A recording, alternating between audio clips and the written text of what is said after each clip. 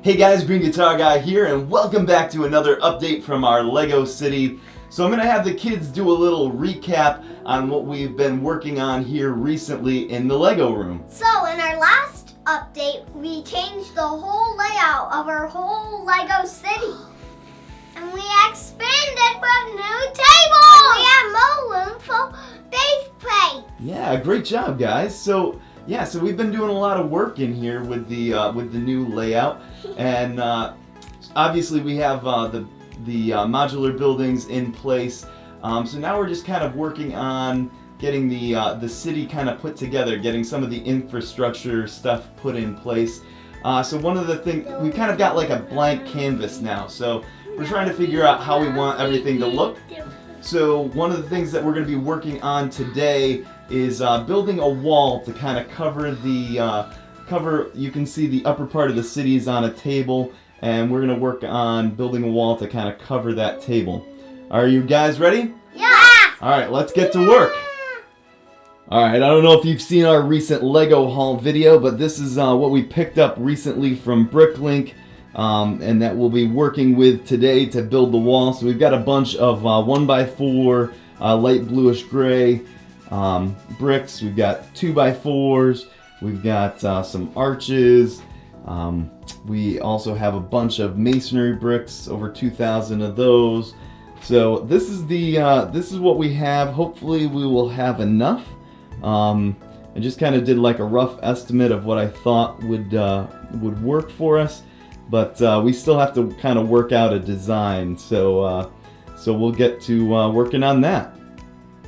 Alright, so Bray is here running the passenger train in the city, and I just wanted to show you over here that we made a few changes to the table that has the upper city on it.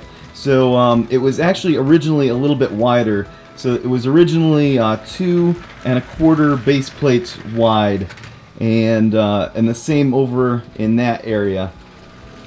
And we decided that we wanted to pick up a little bit of extra space down here on this table, because the train tracks are a 1/4 base plate wide as well. And so I thought if we could have a 1/4 base plate right here going across, that would leave us a full base plate over here if we wanted to put some modular buildings in along. So we ended up getting this cut. We ended up moving all the buildings around back and forth so we can pull the tables out and get them cut down. But now we're gonna cut some base plates and fit them in along this area, and then we'll get building our wall, right? Yeah.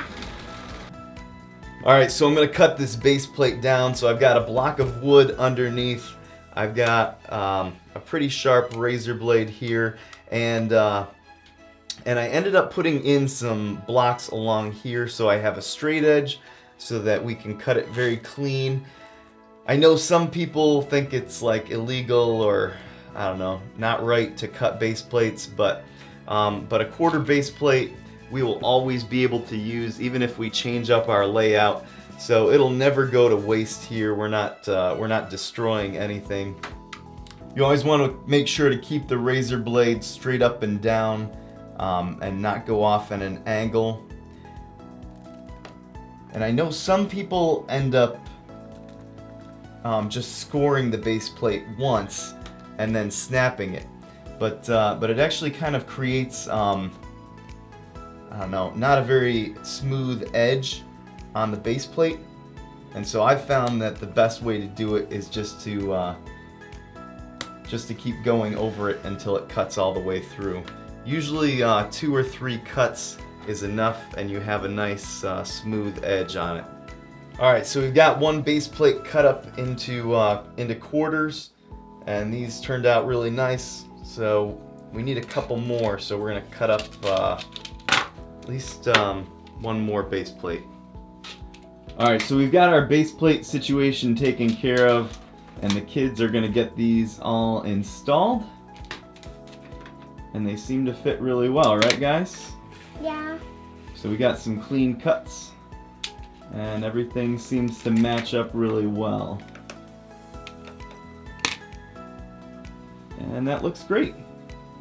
Good work, guys. Alright, so we've been playing around with a couple of different designs here. So we've actually got 3 different designs for you. So we'll start off down here. So we've got some masonry bricks along each side of the arch, and in the center here we've got sloped 45s, and it is 8 studs wide in the middle here. And then moving down to the second one, same kind of design, but the difference is we've got a groove brick along each side here. It's kind of cool. And then the third one down here is kind of similar to the groove one. We have the groove brick in there, but it's actually covered by a masonry, a stack of masonry bricks in front of it. So this one actually sticks out 1 stud further. I don't know if you can see that in the angle that I have right now, but I don't know, that looks pretty cool. It's got a little bit better dimension because it's sticking out 1 stud further. So we're just kind of playing around with these and trying to figure out which one we like best. Emily, which one do you like best? Number 3. Number 3? Number 3. And Bray likes number 3 as well. I like number 3 as well, even though it takes up a lot more bricks, but it does look pretty cool. So I think we're going to go with that.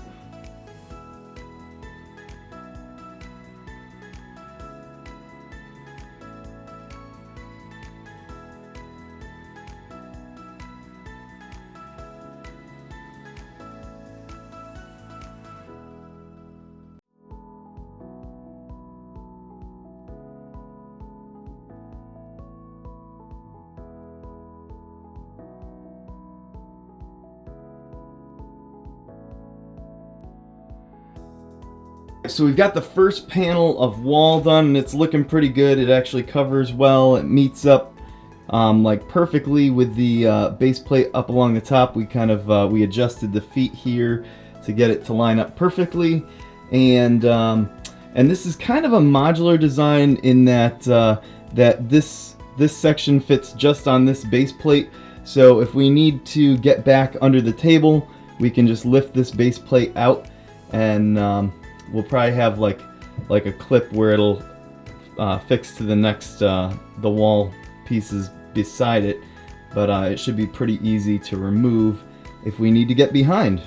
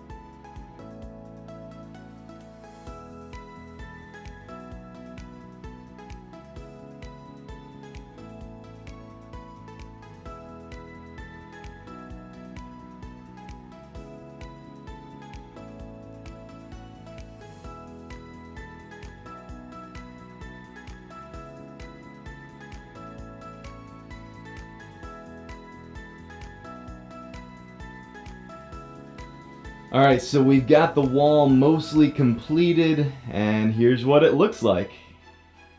I am really happy with how it turned out. think it looks pretty awesome. As you can see over on the left there, we did run out of some bricks.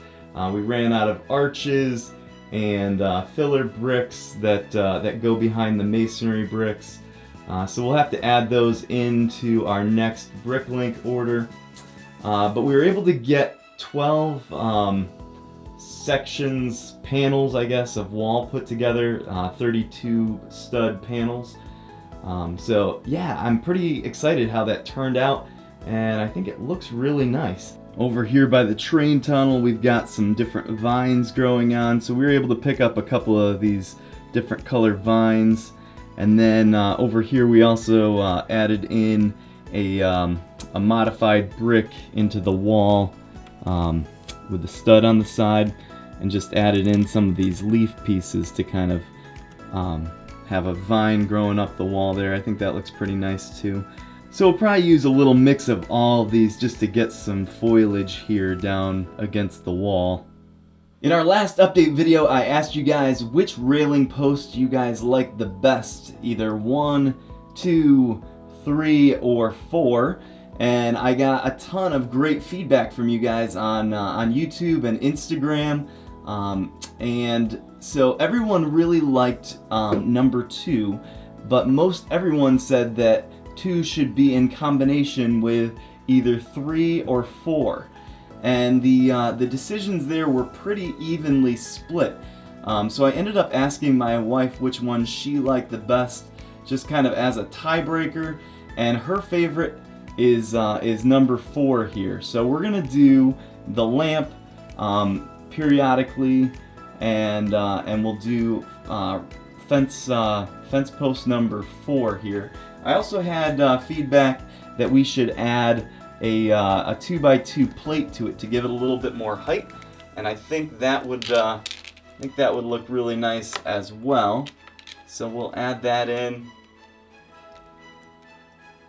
And yeah, I think that looks a ton better. So we'll add those into the city. I don't have a ton of 2x2 plates, so we'll have to add that to my next Bricklink order as well. So here's a completed panel of wall with the post caps on, and we've got the lamps spaced out on the corner where each of the base plates meet. Alright, well that's all we got for today, guys. If you enjoyed the video, if you could give it a thumbs up. Thumbs ups and comments are always appreciated. And as always, guys, thank you so much for watching. We will catch you later. Bye-bye. Bye!